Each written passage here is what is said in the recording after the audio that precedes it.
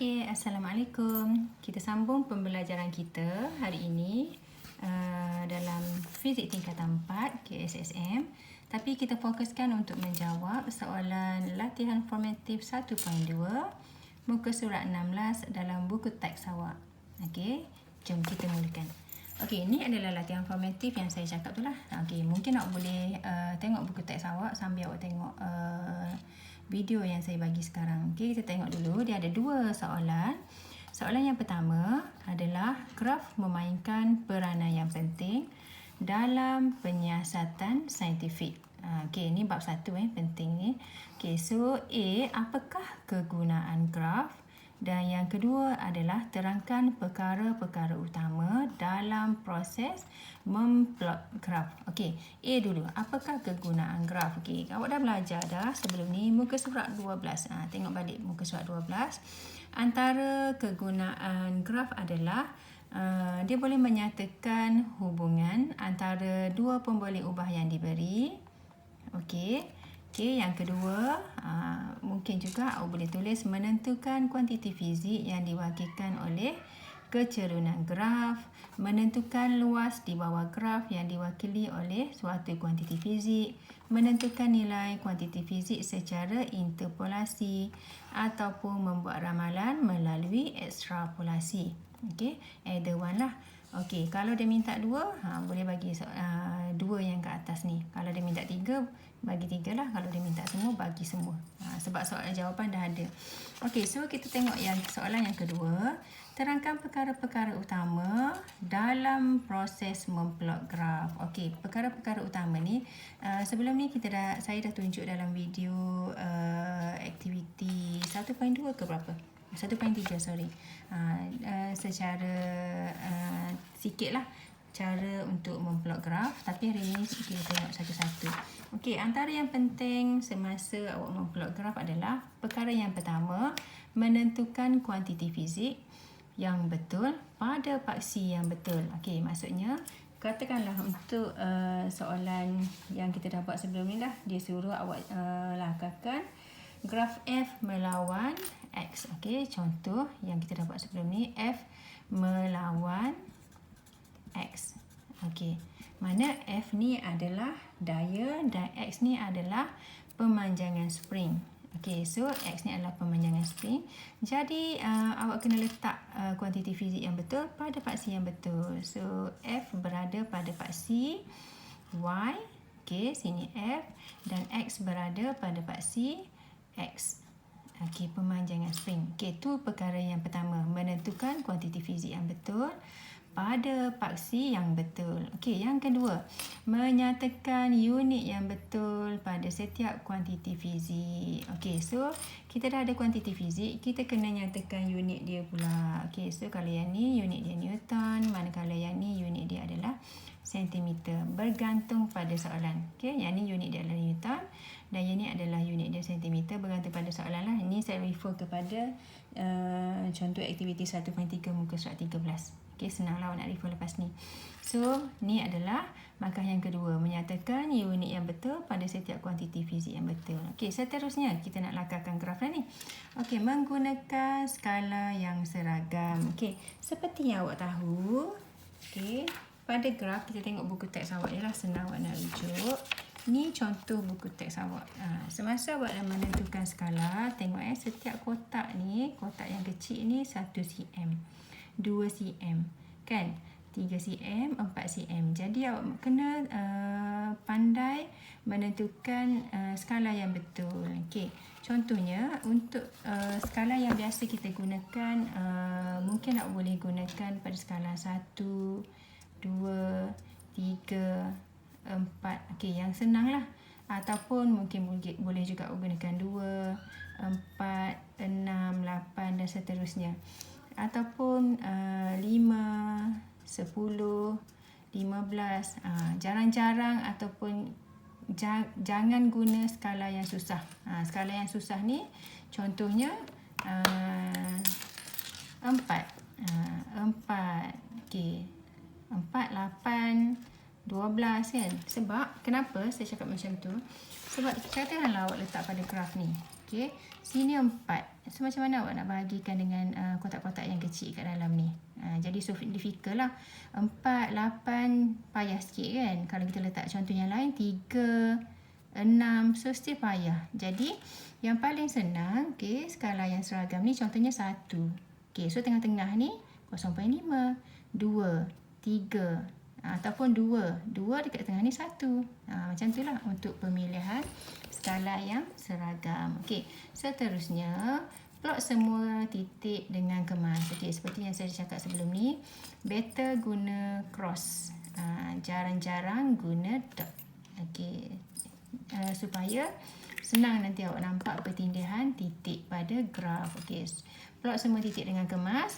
Seterusnya adalah membuat garis lurus penyesuaian terbaik dengan ratio 2:1. Okey, maksudnya yang ni pun saya dah tunjuk dah sebelum ni. Katakanlah awak ada graf. Okey, ni graf awak. Y melawan X.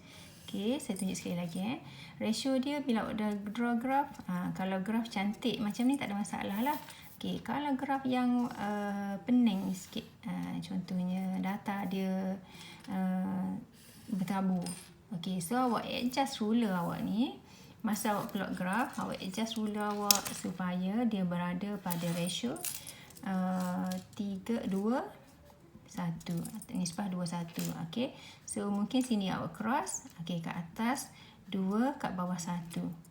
Bolehlah, ataupun bergantunglah penyesuaian terbaik, sebab tu kita panggil dia penyesuaian terbaik. Ataupun mungkin juga bila awak draw graf atas bawah 2, atas 1. Okey, so kalau macam ni 2 tolak 1 sama dengan 1, still okey. Kalau macam ni kosong, awak bericun lah, cantik lah yang ni. Okey, kalau macam ni pun sama, 2 tolak 1 pun dapat 1, still okey. Okey, itu adalah garis lurus penyesuaian terbaik. Last sekali, graf awak mesti besar. Graf awak besar. Okey, kena buat graf yang besar lah. Jangan buat graf yang kecil. Nanti payah nak baca. Graf yang besar. Kenapa? Biasanya, kalau dalam graf ni, dia minta awak buat ataupun awak cari kecerunan. Okey, kecerunan. So, katalah ni graf. Okey, refer balik. Ni graf awak. So ni petak lah, petak kecil-kecil tu kan, 2 cm, 2 cm yang garis tebal lah. Okay, so kalau dikata nak kecerunan graf awak maksimum 10 cm dan minimum 8 cm. Maksudnya kalau 8 cm, di sini tengah-tengah ni 1 cm. Kan? Kalau kecil-kecil tu 1 cm. So 1, 2, 3, 4, 5, 6, 7, 8. Jadi awak kena buat graf 4 kotak besar. Ataupun kalau saya tunjuk dalam buku ni, kalau dia kata suruh buat kecerunan. Okey, kecerunan. Awak carilah 1, 2, 3, 4, 5, 6, 7, 8. Minimum. So buat plotkan kecerunan. Tandakan kat sini contohnya, ataupun satu lagi titik kat sini, gariskan. Okey, itu adalah kecerunan. Okey, minimum 10, 8 dan maksimum adalah 10. Minimum petak. Minimum untuk kecerunan 8 cm dan maksimum adalah 10 cm. Okey, so lukis graf kecerunan. Okey, ni yang saya buat lakar lebih kurang lah. Okey, letakkan. So ni adalah kecerunan. Okey, seterusnya habis soalan 1B. Soalan yang seterusnya adalah nombor 2. Okey, nombor 2 dia kata apakah yang berlaku kepada V? Apakah yang berlaku kepada V apabila theta bertambah, suhu bertambah? Apa yang berlaku kepada isi padu apabila suhu bertambah? Okey, yang ni awak kena tengok betul-betul. Jangan confuse dengan soalan. Kalau dia tanya apa yang berlaku kepada V, tengok V apabila theta bertambah. Okey, contohlah saya ambil dekat sini. Okey, dekat kosong. Okey, suhu kosong, isi padu 10.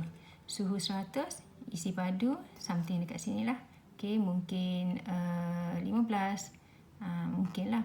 Jadi, apa yang berlaku pada V apabila suhu bertambah adalah meningkat. Okey, awak jawab meningkat sahaja. Jangan confuse dengan hubungan. Kalau dia tanya apakah hubungan antara V dengan suhu, okey, baru boleh jawab isi padu dan suhu ni adalah bertambah secara linear. Okey, jangan confuse dengan soalan. Okey, soalan yang kedua, B. Tentukan nilai theta. Okey, yang tadi tulisan apakah yang berlaku kepada V? Dia meningkat. Okey, V meningkat. Okey, itu je. Kalau tanya hubungan, barulah awak jawab bertambah secara linear. Okey, so yang kedua, yang B, tentukan theta. Tentukan theta. Apabila isi padunya sama dengan sifar, tunjukkan pada graf dan bagaimana anda menentukan nilai sifar. Okey, dia nak nilai sifar bila isi padu dia sifar. Dia nak nilai suhu ni, theta ni, apabila isi padu dia sifar. Sekarang ni isi padu pada graf ni adalah 10. Okey, so awak kena buat apa? Tengok balik muka surat 12. Kita buat ekstrapolasikan pada graf. Okey, so sambunglah. Sambung pada graf awak tu. Sambung cantik-cantik. Okey. Dekat sini. Garis je. Sambungkan. Okey. So, kalau kita sambungkan, kita dapat lebih kurang dekat sini lah. Bila kita buat ekstrapolasi, kita dapat lebih kurang dekat sini. Nilai dia adalah 250. Negatif 520 darjah Celsius. Okey, boleh. Bila kita buat ekstrapolasi. Kita tulis baik-baik lah. Dia cantik sikit. So, apakah nilai dia? Nilai dia adalah sama dengan negatif 250 darjah Celsius. Okey, boleh. Last sekali, tentukan nilai V. Tentukan nilai V apabila suhu dia 300 darjah Celsius. Dia nak nilai V pula. Tadi dia nak nilai theta. Sekarang ni dia nak nilai V. Sekarang pada suhu 300. Sama juga. Graf yang ditunjuk ni pada 200 je. Okay, jadi awak kena sambung dia sampai 300. Sambung lagi ke atas. Sampai 300. Okay. So, 300 kat sini. Ini 300. Sambung ke sebelah sana. Ada cross yang tadi.